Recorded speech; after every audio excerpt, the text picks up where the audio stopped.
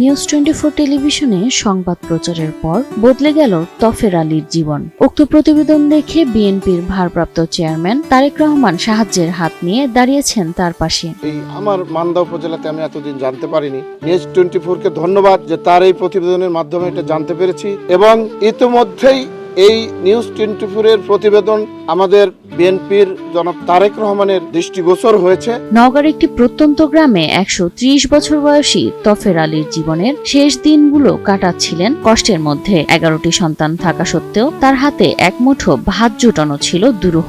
আমাকে বাড়ি ঘর করে দিবে, ব্যবস্থা করে দিবে, খাবার উন্নত করে দিবে, ব্যারাম বেঁধে হলে আমাকে হাসপাতালে নেওয়া যাবে, উপকা করে দিবে, ওষুধ দিয়ে ডাক্তার দেখায় ভালো করে দিবে। কয়েকদিন আগে 26শে আগস্ট 11টি সন্তান থাকলেও জোটে না এক মুঠো ভাত শিরোনামে একটি প্রতিবেদন প্রচার করে নিউজ 24 টেলিভিশন, যা দেশের মানুষের হৃদয়ে ঝংকার তুলে দেয়। সেই সাথে প্রতিবেদনটি নজরে আসে বিএনপির ভারপ্রাপ্ত চেয়ারম্যান তারেক রহমানের। তফের আলীর দুঃখ দুর্দশার কথা শুনে মানবতার হাত বাড়িয়ে দেন তিনি। সমাজের যে অসঙ্গতি, সমাজের যে ধরনের বিষয়গুলি আপনারা জাতির সামনে তুলে ধরছেন, এই কারণে আমরা জানতে পেরেছি।